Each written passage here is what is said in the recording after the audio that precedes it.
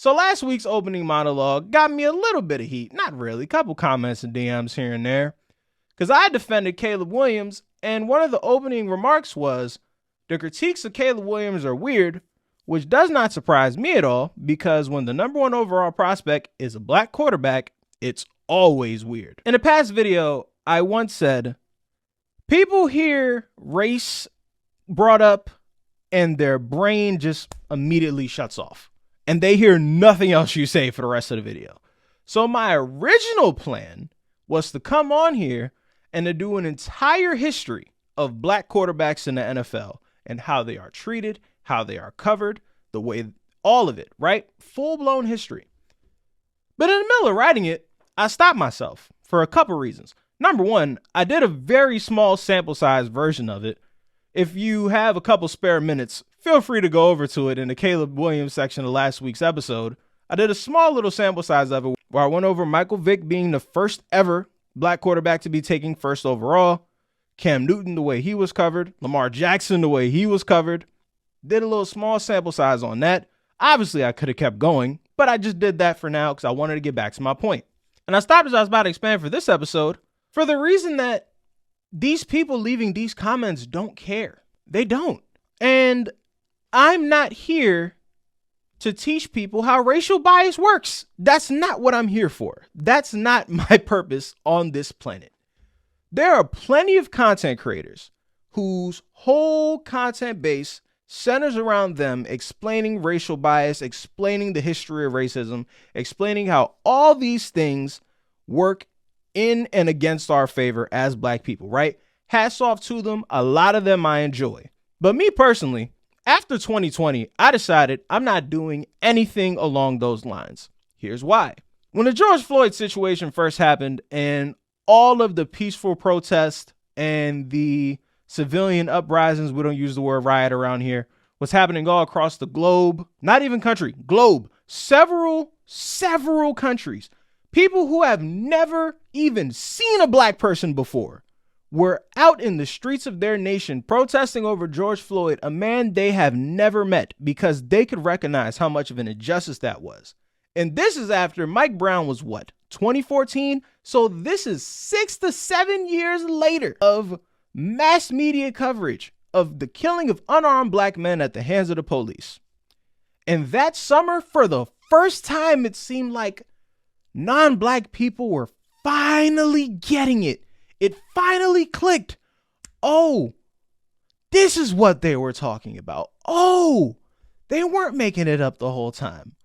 All these corporations were putting out statements, donations to this organization and that organization, and oh, we're going to give this to HBCUs.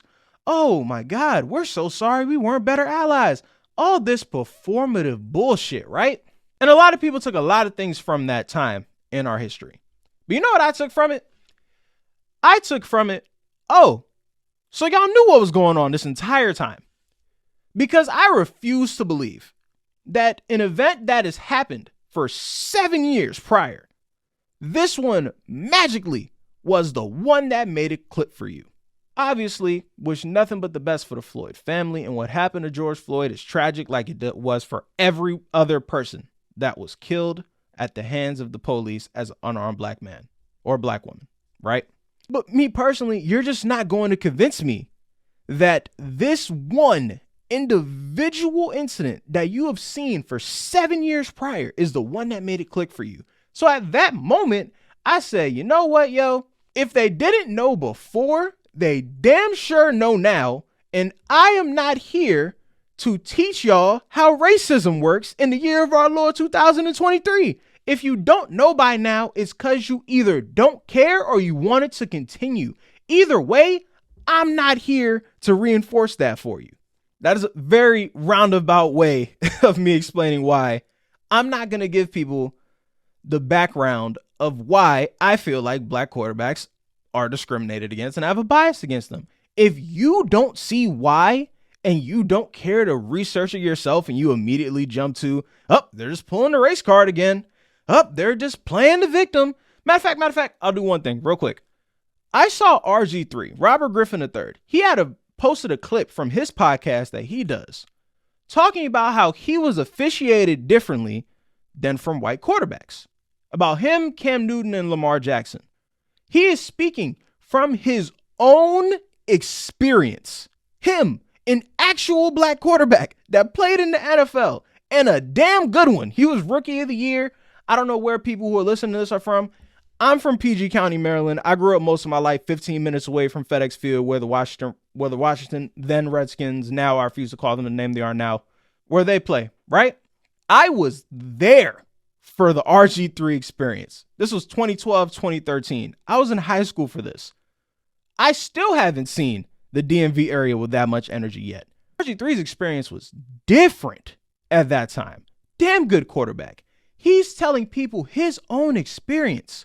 So you would think that a regular-minded individual, a sane person, would be able to go in his comments and say, damn, RG3, I'm sorry you went through that. That's crazy. Nope. Instead, it's a whole bunch of American flags in the bio and in the picture. MAGA lover 123, conservative guy 105. Oh, you're just playing the victim. Race this, race that. You just weren't that good. Blah, blah, blah. Meanwhile, you shaped like the Michelin Man and the only thing you lift and throw is your remote. Fuck out of here, bro. Like that's what I'm talking about. The information is in front of you. Fuck Google. RG3's your Google. He's right there. He's right in front of you, telling you his experience. Hey, me, black quarterback. This happened to me in the league. This is what happened. And everyone's like, nope, you're wrong. This isn't because of race. It's not a problem at all. And these are the people y'all want me to argue with to educate? These are the people? Them? Like, what are we doing? What are we doing?